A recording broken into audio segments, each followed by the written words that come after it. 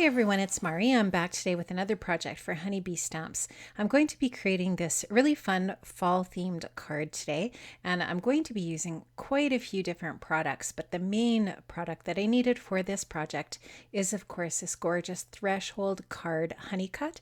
This is one of my favorite honey cuts that I have in my stash. It's just so cool. I think it's really interesting how you can create some really neat projects with this die set, and there's a bunch of different pieces including I guess this could either be the step or the top, the cornice, I guess, of the door.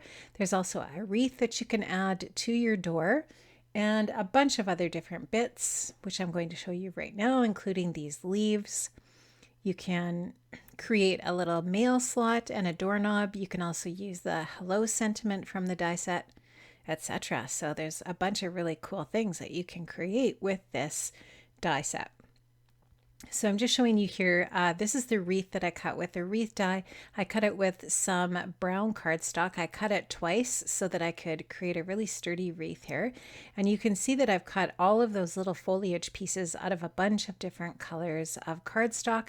And you can see there's a few other leaf pieces in here as well that aren't from the threshold card die cut set.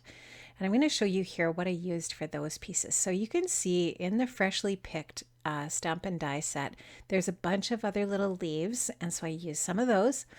And I also used a leaf from the Birds of Paradise honey cut set, and I'm just going to show you here the stamp set. Look at all of the leaves that are part of the Birds of Paradise set as well. So I did use some of the dies, the honey cuts, for those different stamp sets or stamp pieces for my leaves, for my wreath as well. So you can see here, I've just got a bunch of fall themed colors that I'm going to build my wreath with, and I've cut those from some Tim Holtz classic cardstock. This is an 8x8 cardstock paper pad, and it's just a really nice cardstock to work with for this sort of project. I'm also going to use my precision tip glue pen from Honeybee Stamps, which is a really excellent liquid glue.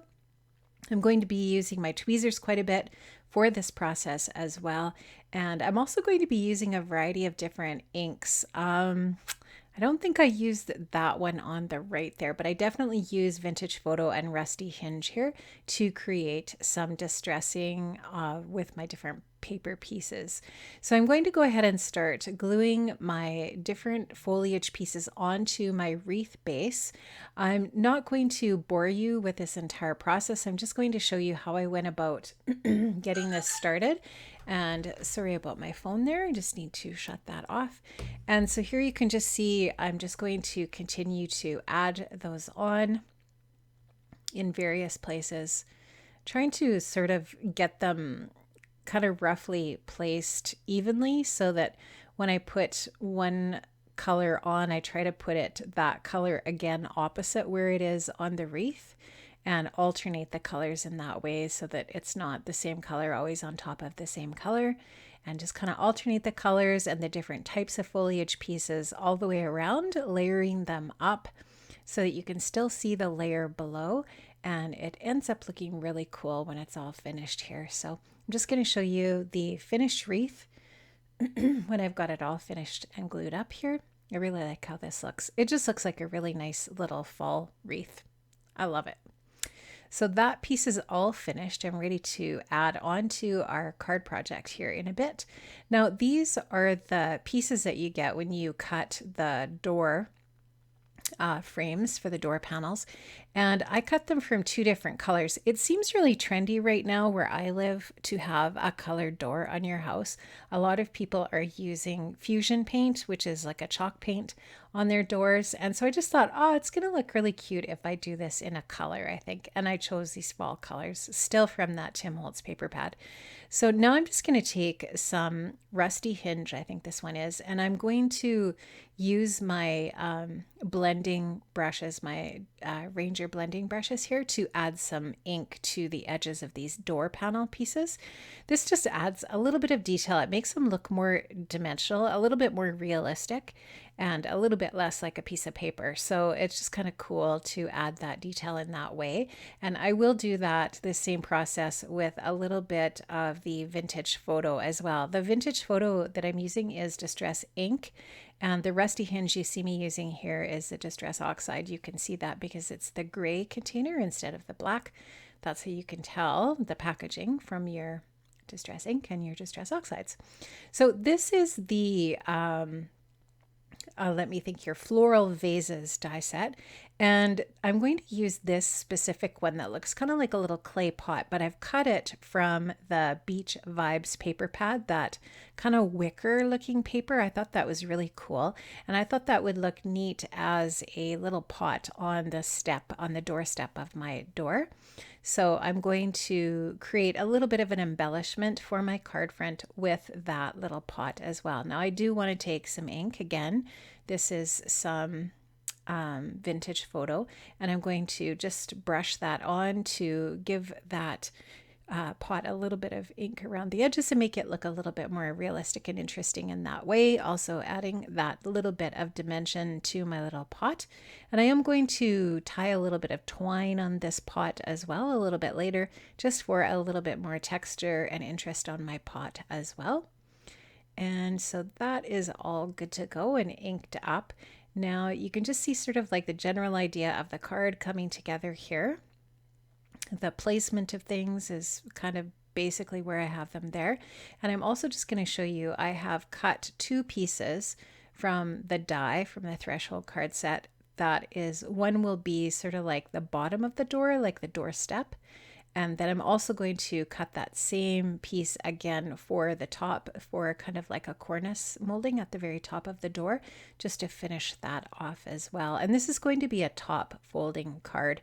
Now I'm just going to give you the dimensions for my card base here. It is 4 inches by 7 when it's folded. So before you add the scoring to the middle of it, it's 14 inches. And I used a large paper pad in my stash to create my card base. It's just some really heavy mixed media paper that worked really well for this card base.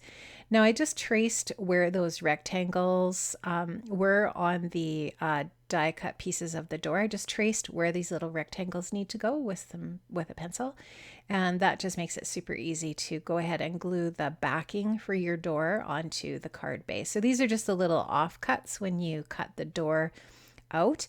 And I saved those and I distressed them with the ink as well, and then glued them down to my card base. And you can see there, I've got the red already glued down to the card. And now I'm going to take the second piece, because this is a 2-piece die. And in that way, it gives you that little bit of detail around the door panels. And then I used the same red cardstock to cut the cornice molding for the top of the door, and then the stairs for the bottom. Now I have adhered the door fronts all the way to the top of the card base, because I want the this cornice molding piece here that I'm gluing on to be sort of above and not sort of stuck to where the card is going to fold at the top. So it's going to be above the fold there. So you can see there, it's going to be free of where the card is going to be opening. And that's going to make it just be a little more functional. So I'm also going to go ahead and glue that bottom piece on the step piece there too. And I'm just showing you how it opens. I'm going to glue that step to that white spot that's below the door. And then you can see how that pot's going to fit there at the bottom, and the wreath in the center of the door. So got everything all stuck down there. I'm ready for the rest of the details. Now I did cut the little mail slot and the doorknob from some gold metallic paper. And I also cut the hello sentiment from some gold metallic papers. Right there, I'm just showing you how that mail slot works. It's super cute. You could actually make that functional if you wanted to actually cut a slit through the card and have a little element going through there. That'd be kind of cute. So there's that hello sentiment, and I am going to layer the hello sentiment up with a couple of other pieces of cardstock just to make it a bit more sturdy. And there you can see all those floral bits that I've cut from. This is from the Spring Bouquet honey cut set, and I've cut those, a bunch of those out from the same colors as my wreath, and I'm going to create kind of like a little arrangement for my little pot at the bottom of the door here. So you're just going to see me getting an idea of where I want to stick these too, how I want to arrange these. And I'm going to go ahead and stick them down off camera, but I'm just going to show you here. Just going to place them around, just kind of get the colors varied here and try to create sort of like an interesting little bouquet in that little pot at the bottom of the door that's going to match the colors that are in the wreath. And I just thought that would look interesting at the bottom of the card. So now you can see I've got those all stuck in there, and I have that pot attached to the card with some foam adhesive. And then as an afterthought, I decided that I wanted to add a little bit of twine to that. So I will do that. I'm just adding a little bit of gold stickles to the center of those flowers down there. And there you can see there's some twine on the pot that I just tied around that pot, and that's it. So I really love how this turned out. I actually added a sentiment to the center from the Fruits of the Spirit stamp set, and it says thank you for your kindness. And I added a few more of those little floral die cut bits to the inside there as well.